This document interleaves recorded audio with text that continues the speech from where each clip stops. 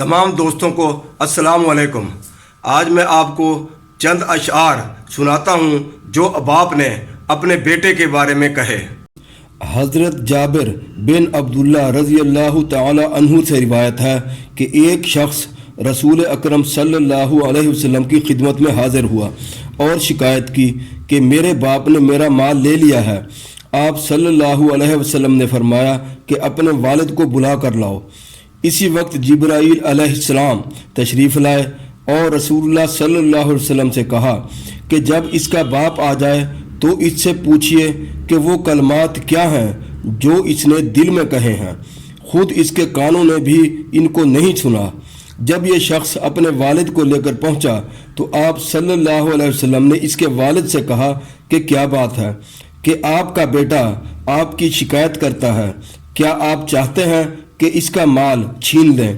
والد نے عرض کیا کہ آپ اس سے یہ سوال فرمائیں کہ میں اس کی پھوپھی، خالہ یا اپنے نفس کے سوا کہاں خرچ کرتا ہوں؟ رسول اللہ صلی اللہ علیہ وسلم نے فرمایا، جس کا مطلب یہ تھا کہ بس حقیقت معلوم ہو گئی، اب اور کچھ کہنے سننے کی ضرورت نہیں۔ اس کے بعد اس کے والد سے دریافت کیا کہ وہ کلمات کیا ہیں جن کو ابھی تک خود تمہارے کانوں نے بھی نہیں سنا۔ اس شخص نے عرض کیا کہ یا رسول اللہ صلی اللہ علیہ وسلم، ہر معاملہ میں اللہ تعالیٰ آپ پر ہمارا ایمان اور یقین بڑھا دیتے ہیں۔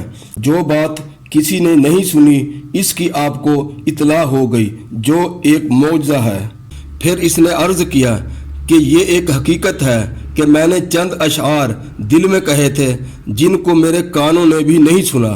آپ صلی اللہ علیہ وسلم نے فرمایا کہ وہ ہمیں سناؤ۔ اس وقت یہ اشعار سنائے، میں نے تجھے بچپن میں غذا دی اور جوان ہونے کے بعد بھی تمہاری ذمہ داری اٹھائی، تمہارا سب کھانا پینا میری ہی کمائی سے تھا۔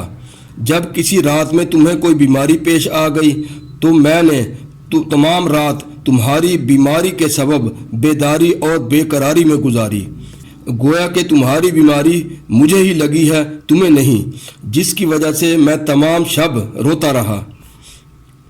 میرا دل تمہاری ہلاکت سے ڈرتا رہا، حالانکہ میں جانتا تھا کہ موت کا ایک دن مقرر ہے، پہلے پیچھے نہیں ہو سکتی۔ پھر جب تم اس عمر اور اس حد تک پہنچ گئے جس کی میں تمنا کیا کرتا تھا تو تم نے میرا بدلہ سختی اور سخت کلامی میں بنایا، گویا کہ تم ہی مجھ پر احسان و انعام کر رہے ہو۔ کاش اگر تم سے میرے باپ ہونے کا حق ادا نہیں ہو سکتا تو کم از کم ایسا ہی کر لیتے جیسا کہ ایک شریف پڑوسی کیا کرتا ہے، تو کم از کم مجھے پڑوسی کا حق تو دے دیا ہوتا اور خود میرے ہی مال میں میرے حق میں بخل سے کام نہ لیا ہوتا۔ رسول کریم صلی اللہ علیہ وسلم نے یہ اشعار سننے کے بعد بیٹے کا گریبان پکڑ لیا اور فرمایا، انتا و مالک لابیکا، یعنی جا تو بھی اور تیرا مال بھی سب تیرے باپ کا ہے۔